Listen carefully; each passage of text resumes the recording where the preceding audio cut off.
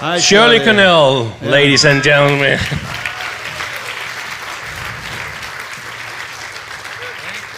Yes.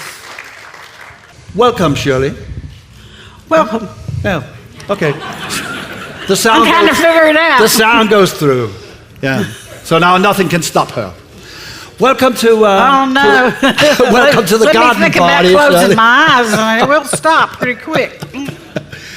Straight from Memphis. Tell us about how was it to grow up in Memphis? Growing up in Memphis with Elvis. Yeah. Very near to Elvis. Was another. It's just a whole nother life, you know. I became a fan of Elvis's when I was 8 years old. And then he went to Germany. And I kept thinking to myself, oh, I've got to meet him. I just got to meet him. And I got to know his uncle and some of his family. Yeah. And so when he came home from Germany in March 1960, I was at the gate, and I saw him for the first time. Oh, really? Yeah.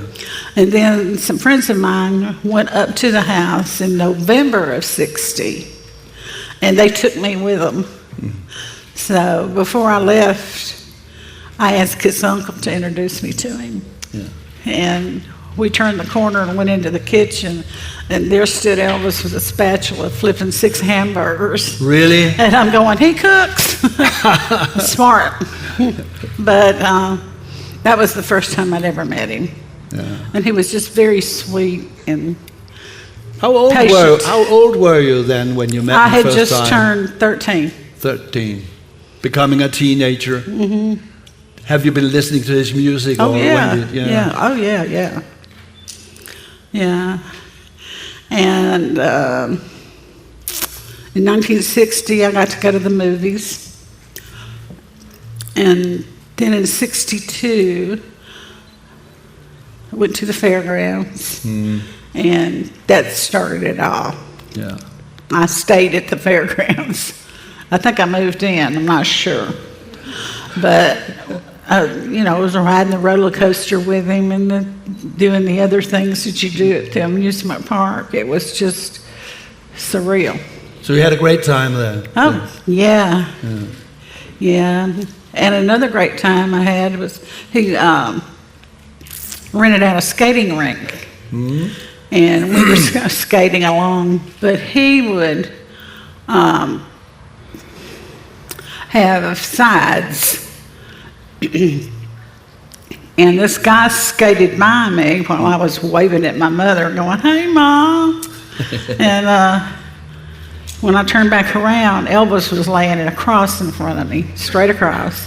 I had nowhere to go and no way to stop. So I just fell on him. Really? I didn't know what else to do but follow it. We've never heard that story before. I did, fell on top of it, right in front of Priscilla, Dee, and Vernon. I'm going, oh, God. And then Elvis leaned down and said, "Are you hurt? Are you hurt?" I thought, who am I? But I said, no, and he helped me up. He was real sweet and everything. And then later, it did get rough, and he told me to get off of it because he said it was getting too dangerous. And then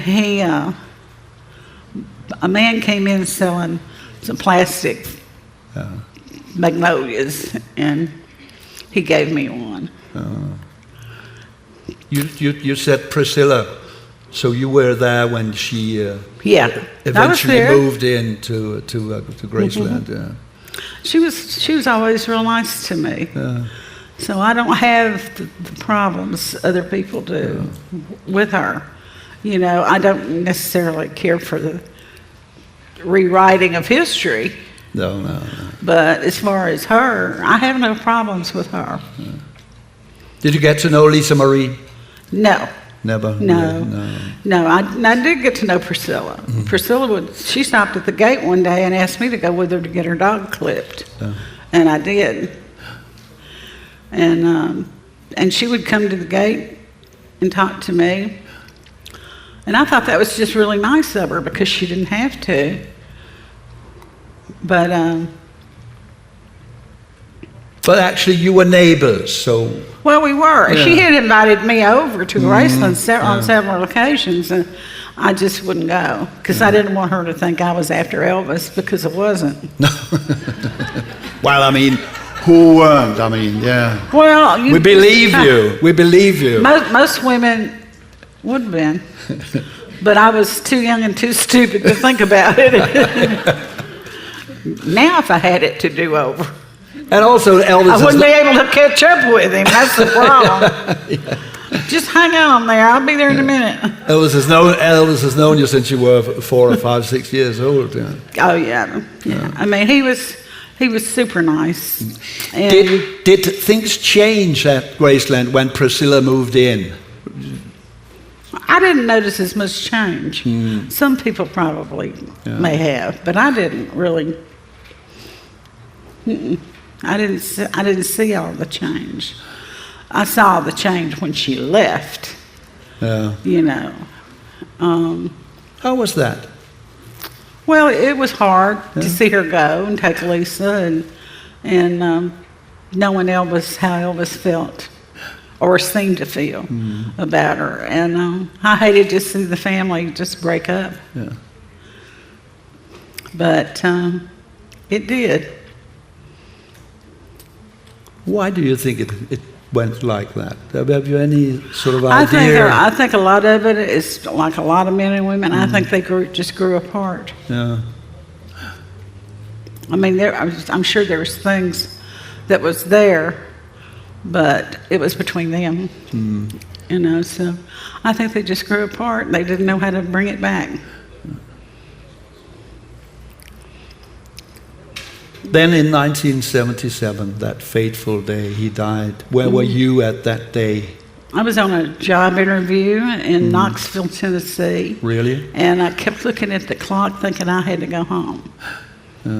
I mean, I knew something was wrong. I didn't know what it was, but I knew I needed to leave. So when did you hear about it first time? When I got home, my dad called. And he said, "Shirley, I got something I got to tell you." And I said, "What is it, Daddy?" And he said, "Elvis is dead." And I said, "No, he's not. That can't be true." I said, "That's got to be Vernon." He said, "No, it's Elvis." And I hung the phone up and started screaming. That's basically what I did. Did you live then at home, or you haven't moved? Well, I didn't live at home, but my parents still lived behind Elvis. And so what was it like the day he died? How was the environment around the house? Well, they had the National Guard over there, and they were in the backyard. And my daddy kept taking them coffee to drink, you know, and it was pretty crowded. The regular people wasn't over there, but the National Guard were. But living behind Elvis was really neat because you could hear him coming or going. You knew when he was getting ready to go somewhere because you heard him crank up the motorcycles or the cars or whatever. And so one night I heard the motorcycles crank up, and I thought, "Oh, wow, he's leaving." And I heard him go out, and I heard him coming down the street to where his dad lived. Oh, yeah? And he turned on his dad's street. And I thought, I'll go down to the driveway, and I'll watch him cross the street. I went down to the driveway, and he didn't cross the street. He came up the street and caught me in rollers and my hair. I was... Well, I was dressed all right, but I couldn't hide in the mailbox, so he just had to wave at me as he went by. And I thought, I'll never do that again, and I didn't. Hair rollers and a house coat. But it was things like that. I mean, he was used to seeing you, and you weren't a threat to him, you know. He'd smile, wave, that kind of stuff. But he loved his fans. That's the main thing. I always try to tell people, I have never, ever in my life seen an entertainer love his fans like he did. He enjoyed playing with them, having fun with them, joking around with them. And that's just the way the kind of life was. After his death, what did you you went into having a shop with Elvis things in it? Tell us about that. What happened there? I didn't know. It wasn't me. Okay. What did you do after? What did you do for a living after?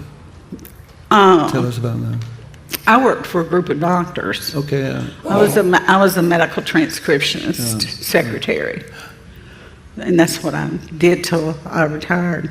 You live in Memphis right now. Right. Do you ever go up to the to Graceland, sort of remembering things? No. It's not easy to do. Is it? For me, because of my disability. Okay. But it's just not easy for me to do anyway. And the last time I was up there, I had to break it to him gently that... Really? Yeah. I said, Elvis, I'm getting too old for this. So... Elvis seems to be more popular than ever. Yeah. How do you think that? Why is that? Do you have any idea of? Well, I don't really know for a fact, but when you got the best entertainer in the world, still putting out songs, I think it's going to remain that way. Not to mention his looks. The looks will stop you every time. Because, like everybody else, he was the best looking man I ever laid my eyes on. So that won't change any. Fascinating story. Are there any particular things you want to tell that you remember from Elvis? From especially one thing you say, hey, this I want to tell the listeners about this. No, I didn't. Nothing is what questions they have. Yeah. Okay. That they want to ask me. Yeah. Anyone out there have any questions for Shirley? Yeah. Nobody wants to talk to me. No, but Elvis was a great guy. Yeah. I had a lot of fun with him, and he would just let you do anything over there. We used to play frisbee in the driveway and all kinds of things. And I would take a shortcut to the gate from where I lived, and I'd climb the fence and go around the house and down to the gate. And one day I was doing my Houdini routine and going down to the gate, and Vernon stopped me in the driveway. Really? And I thought, well, I'm dead meat. And he said, Shirley, what are you doing? And I said, I'm taking a shortcut to the gate. And he just looked at me and smiled, and he said, well, don't get hurt climbing the fence. And I thought, well, now I got it made now. Because all I had to do was my mother call the house and tell them, Shirley needs to come home. And the house would call the gate. And Elvis's uncle would put me back in the Jeep and take me back to the Really? Yeah. Now, what more could you ask for? I mean, I had a relay there going. I mean, I wasn't going to mess that up. But I just had a lot of good times with him. It's funny to think about that you were one of the only people I know for sure that played on the outside. Well, there were several others. They just hadn't. Yeah. But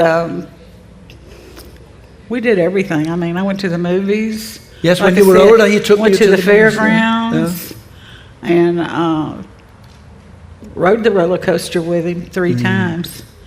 And I thought he was going to kill me once, but I'm still here. But you did all these things at nighttime because he couldn't do it during the day because of the fans, that's true. right? We didn't go to the fairgrounds until like 11:30, 12 o'clock at night. Really? And the movies. What did your mother say about that, being out so late? My mother was with me. She wasn't going to let me go without her. First of all, I was too young to go by myself. Okay. And she was not about to let me get nowhere near Elvis Presley without her being there. She even made me wear a dress to the fairgrounds. Yeah. And she held me hostage over that dress. She said, if you don't wear this dress, you're not going. I said, okay, I go put it on. Yeah. But We have a question for the guy down there. Please speak up. Did you ever go to any Elvis shows? concerts, Yeah. I only went to 29. And I went to, and 3 concerts were in Las Vegas. And I went to his last one and his first one. So, and there was one in the middle that I went to. And that, to me, in my opinion, that was the place to see him perform. Oh, it was great. It was so personal. Because you're sitting there and he's right there. I could feel him coming from the stage. Oh, you could feel him if you didn't even see him. Yeah. I mean, he had that kind of a charisma about him. We were standing in the lobby of the Memphis Theater one night. A group of us standing there together. Looked up and there he stood. We kept talking. We didn't know what he wanted. We thought, what the hell? Tell us what you want. But And he said instantly, "Hi, Shirley from back home." When he met you. Oh, okay. no, he had a way of talking to you without talking to you. Okay. You know, he would come out, when he'd come out on stage, he started looking for people he knew in the audience. And when he spotted you, he'd acknowledge you, not outwardly, but he would acknowledge you. Yeah. The only thing he ever did was he sang Little Sister to me in Las Vegas. Okay. And my girlfriend had to get my attention because somebody was trying to talk to me. And after she broke my ribs, and I looked up, there he was singing. And I couldn't believe it. He's not singing that to me. No. And then it was all over with, and my other girlfriend, who was sitting further back, she started laughing. She said, "I saw what he did to you tonight." I'm like, well, I guess he was singing it to me. I mean, we had eye contact. What more do you want? But a letter of recommendation would have helped. You know? But he was just great. He was a lot of fun to be with. Yeah. He had a great sense of humor. And when he laughed, everybody laughed. And he brought this box one night to the movie theater. It was a laughing box. And you see it, and that's the way it is. And he'd start that thing to laughing, and he would be laughing. Then we'd all be laughing, and I'm going, what are we laughing at? Yeah. You didn't know, but you didn't care either. No. You know, so no, I had a wonderful life. Yeah. His death, did that come as a surprise? I mean, have you sort of noticed the changes, his behavior and things like that, or did it just come as a big surprise that he died? His health bothered me. Yeah. You know, I wasn't sure. You wasn't sure that. what was going on with him, but it was a shock to me that he died. I wasn't expecting it. And I don't know that I'll ever get over it. So I just keep rolling along, you know, thinking about him. And you know, and every now and then you can really get back into that feeling, you know, where when you had, well, like the Sunday afternoon we went to the football field where he was playing football. His uncle told us where he was. They tell off on him, and so we follow him over there. And my cousin had asked him for the cup of water he was drinking. He said, "Sure, honey, as soon as I get through drinking it, I'll give it to you." Well, he didn't get through drinking it. He decided to throw it out all over me. There I'm standing with a real light blue dress on, and I look like I spit up on myself. And Elvis got out of the van, and he was going back to the field. And I was going, Elvis, Elvis. And he turned around, and I said, thanks for the bath. And he looked at me, and he saw all that water. He said, oh, did I do that? I said, you most certainly did. And so I was going to my car, and he was going out to play, and we were yelling at him back and forth. We weren't mad at each other. That's what we had to do to hear each other. He said, well, I'm sorry, honey. He says, take it off and dry it, and I'll help. And I'm going, you are crazy. But when I first started going and hanging around, it was easy to say things like that to him, And as I got older, it got harder for me. And but you were still the neighbor's daughter, I mean. well, yeah. But he also had guns, and I didn't.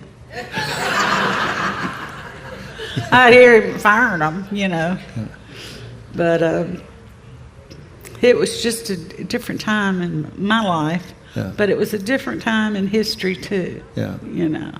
And he was just real easygoing. And when initially I had asked him if I could have my picture with him, was when he threw the water on me, and he told me to meet him at the fairgrounds, and I could take all the pictures I wanted. And so I got out at the fairgrounds, and he was black silk suit.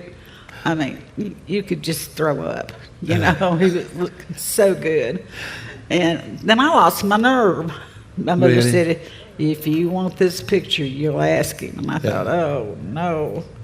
So I diddled around all through the night. We rode rides and everything. And then around 9 o'clock in the morning, the sun was shining.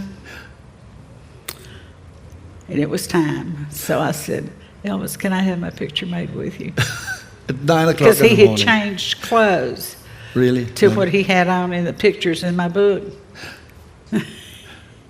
And he looked at me and he said, why didn't you get this picture earlier?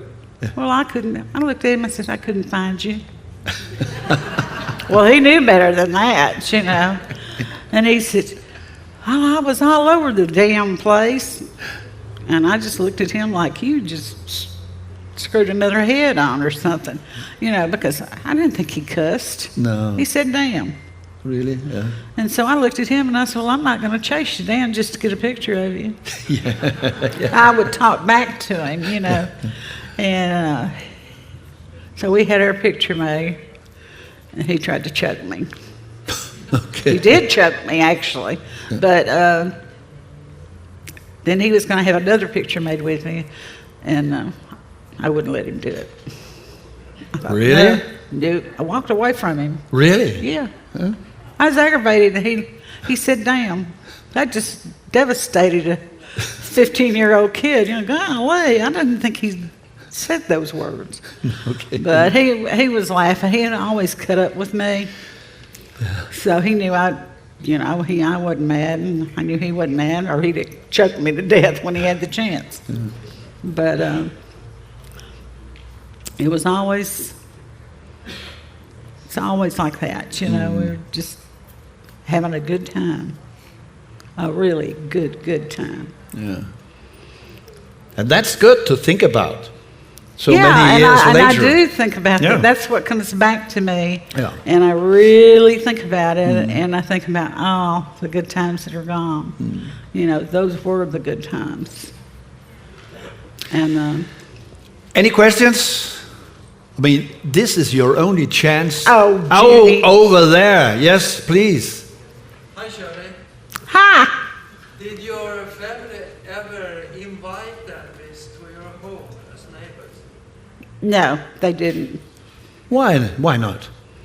Well, I don't know that for sure that they thought about it, and if they had thought about it, they probably wouldn't think he would have come over, because it's too much stuff they would have to do to get him to come over. Now, before I moved over there, the people next door were cooking hamburgers out, and they did invite him over because he was in the yard. And he said, sure. So him and 9 guys went to eat with him. But they didn't know the other guys were coming. So, but we never asked him. But he would always, if he was out riding the horses and stuff, he would stop at the fence and talk to us. And in fact, one year, Vernon asked me, it was crazy weather. It was like 18 inches of snow. And he was stuck 2 yards down and asked me to climb the fence to come down there and help him. I told him he was crazy. I said, I'll kill myself on this fence. It was iced over, you know. Yeah. But he'd run off the highway. But he got help, so, you know. But did you feel your family that he was a star at the moment? That's why you don't invite him. We didn't treat him that way, though.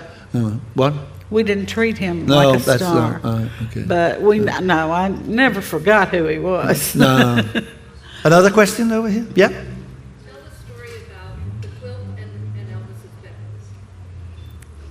I don't want to.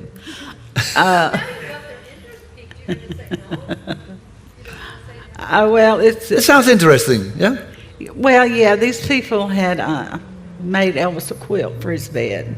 Yeah. And the year before. And they gave it to Elvis. So the year after that, they came to Memphis. And when they asked Elvis if they could come up and see it on his bed. And he said yes. And I thought, boy, he's crazy.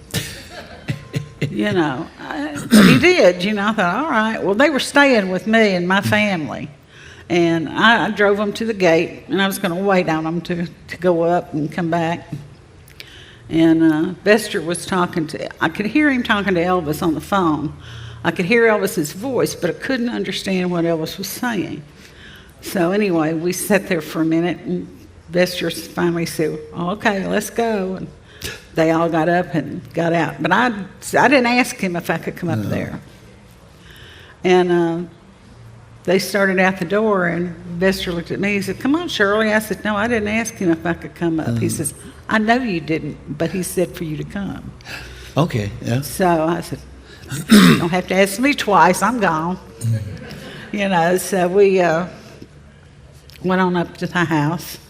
And Elvis wasn't up there yet in the living room. He was eating. And so I told Bester, I said, I need to call my mother. So I went into the music room and using the phone in there, and I was telling my mother, you'll never believe where I am. and then she had, well, where are you? And I'm at Elvis's. I'm in the music room talking to you. And about that time, I hear him say, good evening. Gotta go, clunk. I just hung up on her. I thought, And so we all stood up and we started up the stairway because he was taking us to the bedroom to show us the quilt. And we got up there and we were looking at the quilt. It was a pretty quilt. And then he took us into the conference room at the time. Then he took us down the hall into I guess just a little closet for him. It was a double bedroom size room.